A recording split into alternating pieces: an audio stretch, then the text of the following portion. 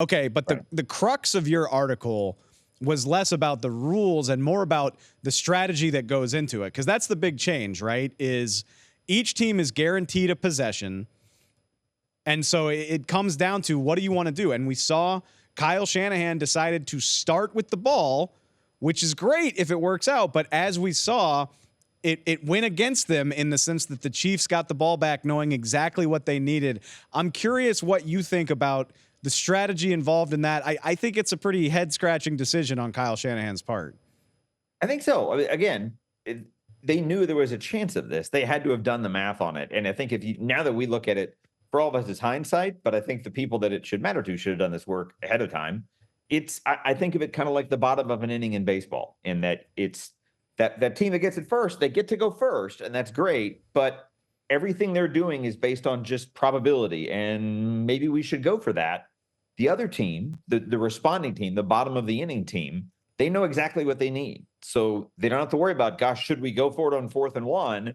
Or the only time you really have decisions to make is when you get close enough that you're choosing between a field goal to tie and a touchdown to win. And honestly, the Chiefs barely had that decision. They kind of got to move the chains when they had to move the chains. But I'm fascinated that it's one of those where I think what hurts Kyle Shanahan's argument is the relative ignorance of some of the Niners players, where Kyle Juszczyk is saying that he didn't realize until kind of after the fact that it was a new rule. And Eric Armstead is saying that he learned the rule by reading the video board during a TV timeout after the end of regulation. Even if that's true, you don't want that out there. And especially if the Chiefs are saying, no, we were prepping this in training camp, which is silly because it's 4 months ahead of time. But it shows that, again, these teams, when they do it right, they prep for every scenario. They account for the possibility of everything. And this is one of those things where maybe because it wasn't completely new, it's been 2 years, it's never come into play. It kind of goes to the back of your mind, but it's definitely something that one team was prepared for. And the team that made the biggest and toughest decision as the first team to be in this predicament before, it didn't work out that well for it. When you've been in the Super Bowl 3 of the last 4 years, maybe it's easier for Andy Reid to set aside the time. Like, hey, there's a pretty good chance we're going to be playing in this game. Let's spend a couple days at training camp going over this.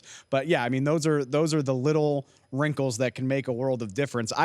And we joked about this before we started recording. You live in SEC country.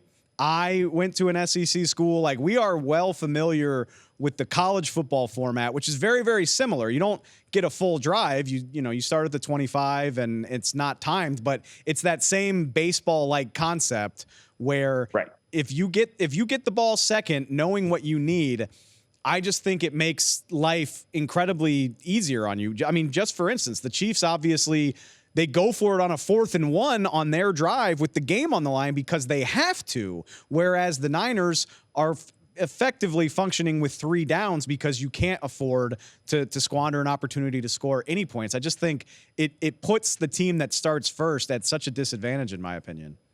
Absolutely. And I think it's one of those where, I mean, from a play calling standpoint, when you're in 3rd and 1, again, if there's a real threat of you punting, it's going to get defended differently. If it's 2-down territory and both sides know it, it's a different down. So yeah, it's fascinating. And again, it's one of those where it's the first time it came up. So everything until last night was all theory and now it's practice. But I want more instances. I want this to come up more often. I'd be fine if this was the rule in regular season overtime.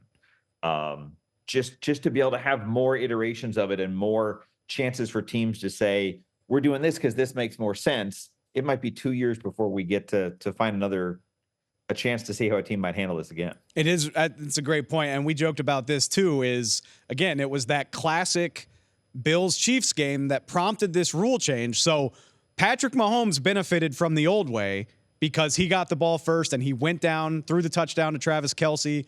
Chiefs move on. They changed the rules, and now this new format benefits Patrick Mahomes because he gets the ball second, knowing exactly what he needs. So I guess sometimes it's just good to be the Chiefs, right?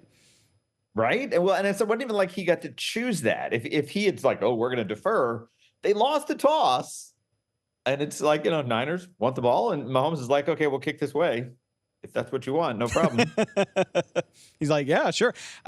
I'm fascinated to see how long this takes to come up because you're right. So we hadn't had an overtime game since the 13-second game. We get it in this Super Bowl, and it has to be the postseason, right? So it's only these 13 games as of right now where this could come up. It's not going to be like this next time your favorite team goes to overtime in the regular season. So maybe it'll be next year. Maybe it'll be 4 years from now. There's really no way to know. Yeah, I was doing the math. It's like NFL goes to overtime basically 7% of games, which is basically 1 in 13. So it's about a once a year type thing. Maybe playoff games are slightly more likely to be close and go to overtime, but basically it's Christmas. It's once a year. You get an overtime playoff game. We'll be there to second guess them the next day. Yeah, we'll have all the stats for you coming out of that. I'm going to get in the weeds for a second, but it's just one thing that bothers me. And we ran the quote on the bottom part of the screen if you're watching. Kyle Shanahan, you mentioned it, Greg. His whole bit was we wanted the ball third because if both teams scored on their first possession, then we would have the ball in a sudden death situation. Kyle, you know more about football than I'll ever hope to know, but follow me here. If the Niners take the ball second, and even if the Chiefs score a touchdown, the Niners have the ball in a sudden death situation because everyone who runs the numbers on this agrees the logical way to play this out is if you're trailing by 7 in this bottom half of this overtime, you go for 2 in the win. So even if the Niners had gotten the ball second, they would be in control of when and how the game ends. They have a chance to win it in sudden death. You see teams do this in college football all the time where you're down 1, you go for 2, and if you get it, you win the game. I mean, it's gutsy as hell to put the Super Bowl on a 2-point conversion, but I think it's the mathematically sound strategy. Oh, yeah, especially if you're missing players, they're missing a linebacker, if you're tired. Again, whatever coin flip you think continuing in overtime is, you have one game, one play, I should say, to win a Super Bowl. And the Chiefs are even a weird example because the Chiefs they went for 2 once all season and missed on that one. So it's like you could have basically had your ideal 2-point play just circled in the corner of the playbook since September, saving it for the last play of the NFL season. And if you feel good about it, run the play, win a Super Bowl, you know? Like I said, I start to feel uncomfortable second guessing somebody who's accomplished as much as Kyle Shanahan, but they had a chance at sudden death. If they take the ball second, no matter what the Chiefs do, they're going to have a chance to win the game on that possession no matter what. So I don't know, maybe something to consider whenever we are in this situation again. You're struck with like the inevitability of Patrick Mahomes having the ball in his hand at the end of the game. In that, I like that the Chiefs don't have to give this up, but the Chiefs are like, oh, if they had scored a touchdown, we would have just scored a touchdown and gone for 2 and beaten them that way. And that last play, that touchdown to end the game is essentially a 2-point conversion. I think they're at the 3 instead of the 2. You're right. But it's very much what you would line up with, what they've shown they line up with, kind of the corn dog conversion type look. It's set up the same way you would a 2-point conversion. If you win the game. If you don't convert it, you lose the game, that kind of thing. It worked out really well, but not for the Niners.